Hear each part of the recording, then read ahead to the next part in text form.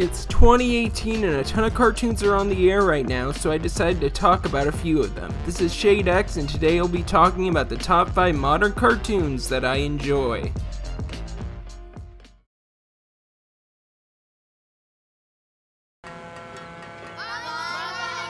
Bye, Mom. Bye, Dad. You okay? Yeah. We're about to make a bunch of potholders together. See ya. Goodbye. See ya. Miss you already. Bye. Okay, they're gone.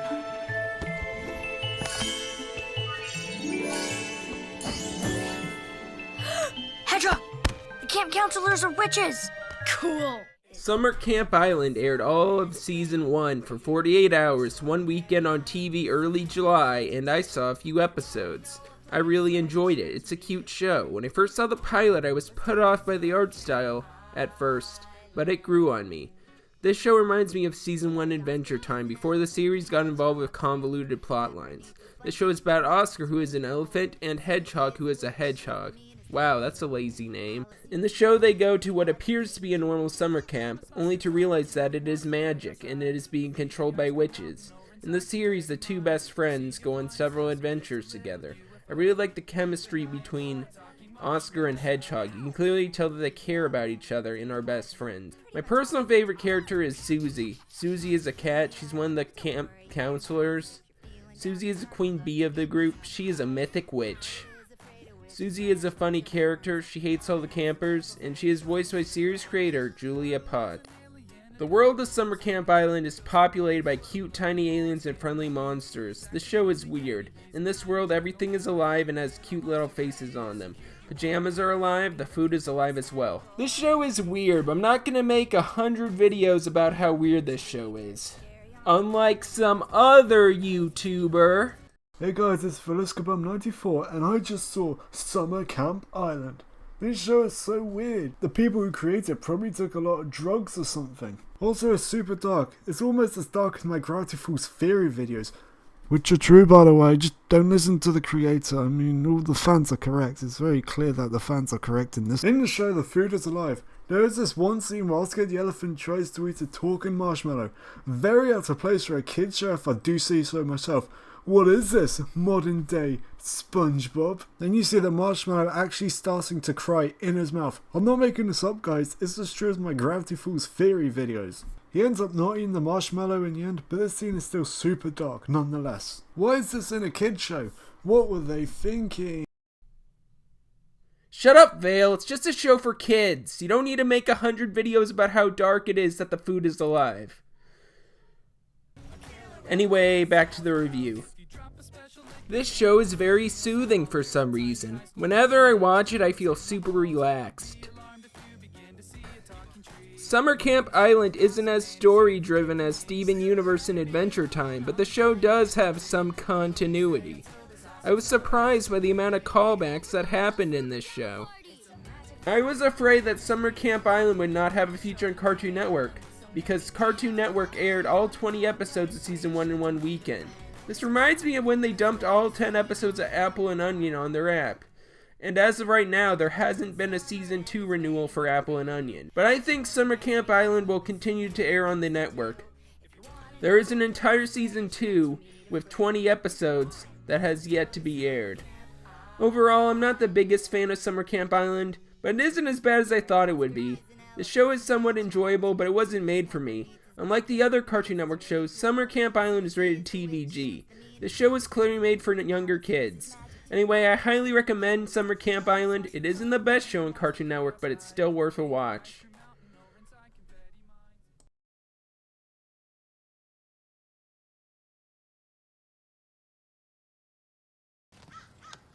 I do my homework.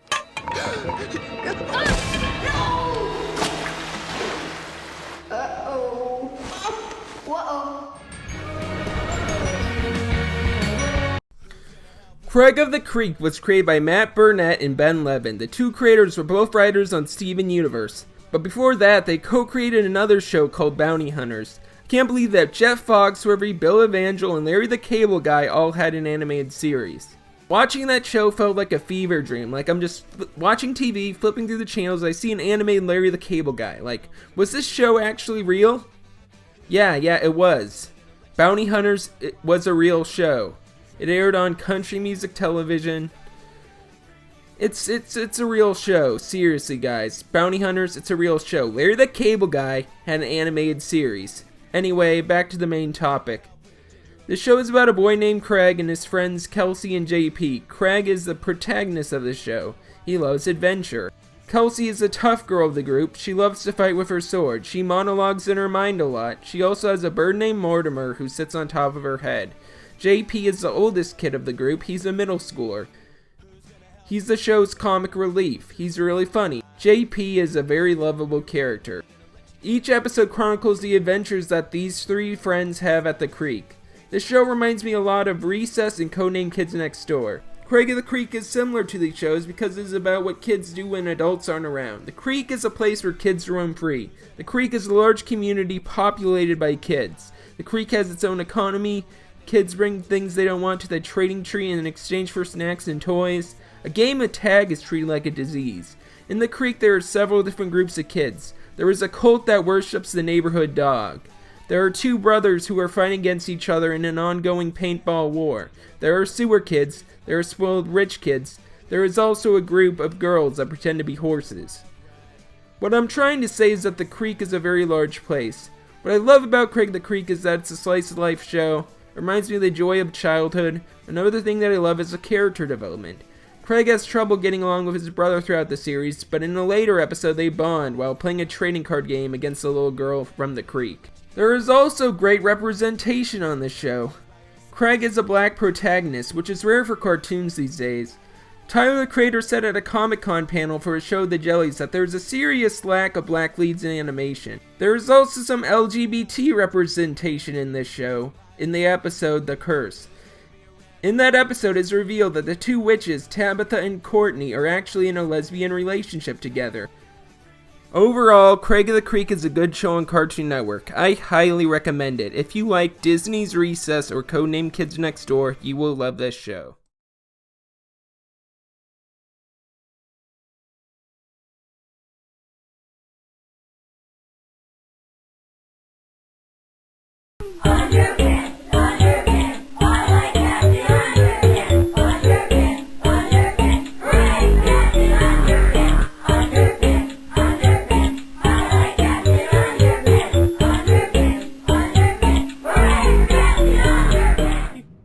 I've wanted a Captain Underpants animated series ever since I saw the animated short online. I read the original books as a kid and I loved them. They were hilarious books. I was surprised that when the books were popular, there wasn't a Captain Underpants cartoon or movie yet. In 2017, the Captain Underpants movie came out. It was amazing. I love that movie so much. The film was animated CGI, but still retained the look of the books. And since DreamWorks films like Boss Baby get a Netflix series these days, I was really hoping that Captain Underpants would get one too. And in 2018, a Captain Underpants animated Netflix show finally got released. It's also animated by the studio Titmouse. The Epic Tales of Captain Underpants is a very fun show. It follows the Villain of the Week formula. In each episode, George and Harold write a Captain Underpants comic book. Then the villain from the comic comes to life somehow. George and Harold snap their fingers to turn Mr. Krupp into Captain Underpants. Then Captain Underpants saves the day. This happens in every episode. What I like about this show is that George and Harold are voiced by real kids instead of adults. I think that Kevin Hart and Thomas Middleditch did a fine job as George and Harold in the movie, but their version of the characters sounded like adults. The George and Harold from the Netflix show's voices sound more natural. The show keeps the same cast from the books. George and Harold are there, Mr. Krupp is there, Melvin is there. There are also some new characters as well. One major difference, however, is that no villains from the books appear in the show. All of the villains are brand new. I completely understand why. The show would run out of villains really quick if they followed the books. I also think that DreamWorks is saving the major Captain Underpants villains for sequels to the CGI Captain Underpants film. What I loved about this show is that it is very experimental. The show is 2D animated, but there are also scenes that utilize puppets and stop-motion clay animation. Each episode of the show is 20 minutes long. There are 13 total episodes, and like all the other Netflix shows, has an ongoing story. Season 1 of the epic tales of Captain Underpants ends on a cliffhanger, and I'm really looking forward to the next season. I'm really curious where the writers will take the story next. If you love the Captain Underpants movie, then you will really enjoy this show. It's very funny and feels just like the books.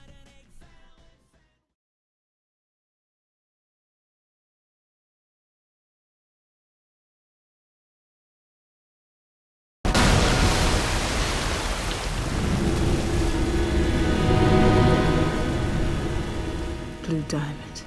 Guess it's time to work the old universe charm. No! All right, I'll just be in here. I'm going to be honest here, I haven't watched Steven Universe in forever. I was really behind on the show for a long time, but I finally got caught up. And a lot of amazing things have happened in the episodes I've watched. In these episodes were some major reveals and amazing songs. So I decided to share my thoughts on Steven Universe Season 5 so far. First, I want to say that I like the pink diamond reveal. After watching a single pale rose, I didn't necessarily like the reveal at first, but my mind was changed after I watched the next episode. I really like the story of Rose's origin. Pink clearly is the youngest diamond. Yellow and blue are her older sisters. Pink wanted to be just like them and have her own colony. She decided to explore Earth as Rose Quartz after trying to colonize it, but then she realized that the planet was full of life and decided to save it. She tried to convince Blue and Yellow Diamond to spare the planet, but they would not listen to her, so she decided to start a rebellion as Rose Quartz. She then gave up the identity of Pink Diamond and had Pearl shapeshift into Rose, who pretended to be her. Her identity of Pink Diamond died that day, and Rose took her place. What I liked about this reveal is that Rose is no longer a hero. She isn't necessarily a villain either. However, she did lie to all her friends. Her entire rebellion turned out to be a sham. Rose's lying has a huge effect. After learning about this news, Garnet separated into Ruby and Sapphire. Sapphire gets angry because she believes that Rose was the reason they stay together as Garnet. After seeing Sapphire get mad, Ruby runs away. But then Ruby realizes she wants to spend the rest of her life with Sapphire, so she proposes to her. Now they both made the choice to stay together. This is their own decision to be Garnet now. Then Sapphire and Ruby get married and become Garnet again. I like this subplot. Ruby and Sapphire are very cute together. It was nice to see a gay wedding in a kid's show. Before the wedding though, Bismuth returns. Steven decides to unbubble her because now he can explain to her that Rose was Pink Diamond. It was great seeing Bismuth again. I'm glad she'll be in future episodes. After the wedding, the diamonds invaded Earth. After several seasons of build-up, it finally happened. Steve and the Crystal Gems had their confrontation with Blue and Yellow Diamond. I really enjoyed this fight and found it entertaining. It's always great to see some action in Steven Universe. The episode ended with Steven revealing to the Diamonds that he is Pink Diamond. I'm really looking forward to future episodes of this show. Now I want to briefly talk about the songs from the new episodes. Ghost was a solid song and so was Ruby Rider, but my favorite song from Season 5 was For Just One Day Let's Only Think About Love. Steven Universe has great songs. I'm really looking forward to when Volume 2 of the soundtrack gets released. After several seasons of build-up, there is finally some payoff. Steve and the Crystal Gems have finally met the Diamonds. Season 5 is almost over, and I believe that Season 6 will be the final season of the show. I am really looking forward to where series creator Rebecca Sugar and the Crewniverse take the series next.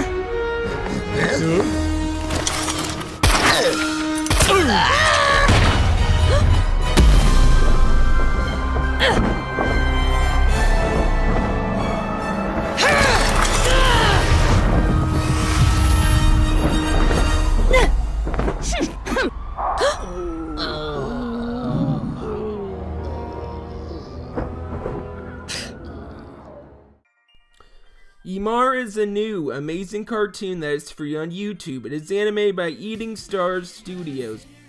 which is based in the United Arab Emirates. I finally got around to watching it. So Shade, why did you take forever to review Emaar? I'm sorry it took forever to watch it, Domino. Anyway, Emaar is about a Muslim superhero of the same name, and she certainly isn't the first. Kamala Khan is very popular in the United States. However, Miss Marvel is an American invention, while Emaar is the United Arab Emirates' take on superheroes. This is also the first time to see an animated series come from the Middle East. Anime is very popular in America, but it's a rare treat to see a cartoon from another country besides Japan. This makes Emaar refreshing. This show is great and it clearly has some anime influence. It is clearly inspired by Mega Man, since Emaar is a cyborg. The first episode also reminded me of Batman the Animated Series. The show is about Emaar's double life. Emaar's secret identity is Moza. By day she works at her mother's cafe, but by night she fights crime. She fights alongside a guy named Dabian, whose real name is Sultan. What I like about Dabian is that he is handicapped. It is rare to see characters with disabilities in animation. The show is entertaining. I love the mystery of the show. There's a ton of stuff that hasn't been properly explained yet. In the series there are wanted posters with Emaar's face on them. People are after her for some unexplained reason. At the end of episode 1 it's revealed that Dabian works for a mysterious organization that is spying on Emaar. The opening of the show is very intriguing. Apparently Emaar escaped a secret laboratory. There is also a mysterious man who wears a paper bag on his head with a dog face drawn on it, who kidnaps Emaar. This same villain is present towards the end of the intro. There is a ton of stuff that has yet to be explained. Hopefully the show gets multiple seasons so these secrets can be revealed. Emaar is a great show, and I believe that is too good for YouTube. YouTube has been merely notorious when it comes to animators. In the early days of YouTube, animation did very well on the site, but when YouTube changed its algorithm, it screwed over many animators. I want to make this very clear. Support Eating Stars Studios. Turn off ad block when you watch their videos. They worked really hard on this show. Watch all of Emaar, it'll only take about an hour and it's completely free. I really hope that Eating Stars Studio sets up a Patreon. Surprisingly, Studio Trigger just set one up. I hope that Patreon becomes a tool that will help animators. YouTube ad revenue does not pay them enough. Anyway, watch Emaar, it's an amazing show. Anyway, that's all for today's video. Subscribe for more awesome cartoon videos and to slow down the inner thoughts in my head. Am I really going to be doing this until I'm old?